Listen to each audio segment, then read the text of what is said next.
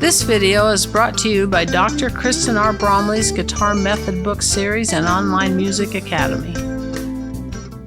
Hi, I'm Dr. Kristen Bromley. Welcome to my online academy. It's such a joy to be here with you in these online lessons. In this video, we're going to jam together on some more chord progressions, working on the chords that we've been learning lately. So in the last 4 videos, we've taken a look at movable, meaning bar chord-like major 7th chords, minor 7th chords, major minor 7th chords, and minor major 7th chords.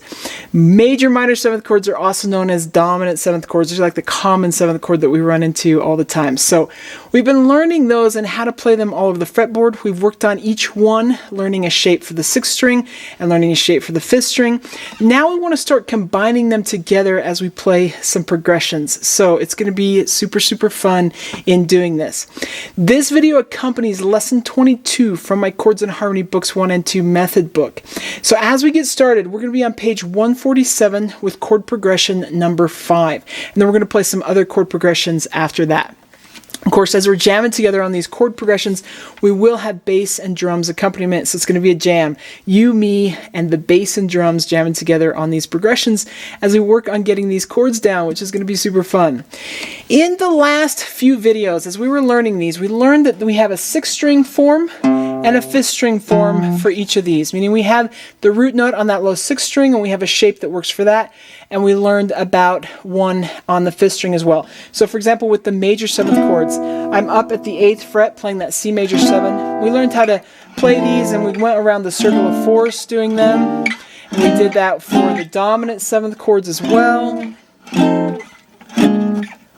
We did it for the minor 7th chords. And we did it for the minor major 7th chords. So with these, we are now going to start playing some progressions where we're going to combine some of them together into more how we tend to see things more often. How we tend to see things more often in actual chord progressions where we have a mix of all of them or a mix of some of them. So it's going to be fun. Starting with the one there on page 147. With this one, we're using something known as a 2-5-1, and we're going through all the different keys that we can use to play 2-5-1s. So in a chord progression, this gets into a little bit of theory, but if we start off the second step of the scale of the key, we could play a chord that comes off step 2, and we would call that the 2 chord. Then if we play one off step 5, we could call that the 5 chord, and then we go to one off step 1, and we call that a 1 chord. Well, with this, and I'm just going to demonstrate here in the key of B flat major, if we started with the one off the 2, it's going to be a minor 7th, so we would play C minor 7, and then we go to F7, we would be playing the 5 chord, and then we could come to the B flat major 7 and play the 1. So isn't that fun how we can do that off each of those? And you might just want to practice that a little bit over and over, because it's really good practice as we get ready to play the chord progression. Now what this is going to do here in this progression, for the most part, is it's going to go through a series of the 2-5-1, and then it's going to change and we're going to be in a new key where what was our 1 now becomes our 2, and we get to walk through all these different keys moving by step like that, which is super fun. Most of the time we move by whole step. On one occasion we will move by a half step just so we can get through all 12 keys. But that's what we're going to be doing with number 5 on page 147. Then as we continue through the other progressions that we're going to play, we'll get to work with some places where we'll see 2 5s, but some places where we'll also be going through other places, moving from one chord to the next. So it's going to be super fun jamming together on these progressions. So after we do number 5 on page 147, we're going to do numbers 16, 18, 27, and 29. With these, I'm just going to use the strumming pattern that we learned long ago in lesson 14. So on page 92 in the book, I've got some strumming options there that get you kind of going with the jazz style. And we learned how to do 4 to the bar strumming with progression U. I'm going to use that one for the swing options, as that allows you to kind of do whatever you want. You can do that with me. It's a great way to go about working on these, but you can also do something else. We also learned V, W, X, and Y and how to sort of improvise just using different rhythms. And that would be a great thing to do along with these as well over the swing style progressions. That would be a great thing to do. So you can do that. If I continue to just do the 4 to the bar and you're doing that, the two won't they won't conflict at all. They'll totally intertwine and work just fine. So you can do that. But I'm just going to stick to that. When we have a Latin, like a bossa nova, I'll use the bossa nova pattern Z1 that we learned on page 92, the dot, dot, dot, dot, dot, dot, dot. With this one, it's important to know that when you're going, it's a 2-measure pattern. So when you're going from one measure to the next, where you're changing chords, like in that 2-5-1 that I just demonstrated, then we would have, we want to anticipate across the bar. So I'm going to have down, down, up. That's where it's going to change. So 1, 2, and 3, 4. There is a progression in here that's going to have a little bit of a mambo, and so it's just kind of got an adapted rhythm that works for that, and you can just catch what I'm doing or do something that works for you when we come across that one. But we are going to start with number 5 on page 147, then do numbers 16, 18, 27, and 29 that can be found on pages 150 through 154. So really we'll be on pages 150 and 151, and then skip page 152 and go to 153 and then 154. So we're kind of on a single page for each of those songs. They'll each happen at 2 different tempos, that slower tempo and then a faster tempo. If you need to pause the video and work a chord change, then try playing along again, you can. If you need to, as you're playing with the video, you can just find the root note and worry about strumming with just the root note of a progression. Until you've gotten used to finding those roots, then you can try adding in the full shape, maybe without strumming the first time, so you can just focus on finding those shapes as the chord progression happens, and then try adding in the strumming. So those are some great ways to work on these progressions as you play along with me. It's going to be fun. Let's go ahead and play these.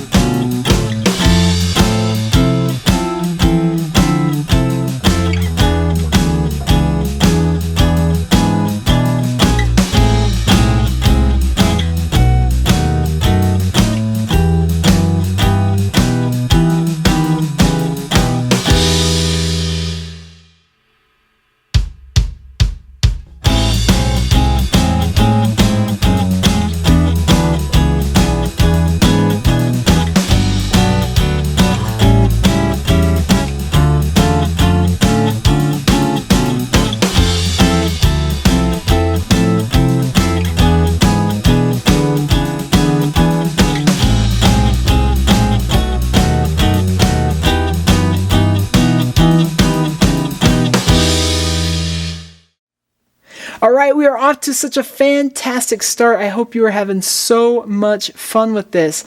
In the next video, we're going to play some more progressions that'll give us more time to jam together, work on these. We'll have some ones that are similar to this, but we'll also have some that are a little bit more difficult.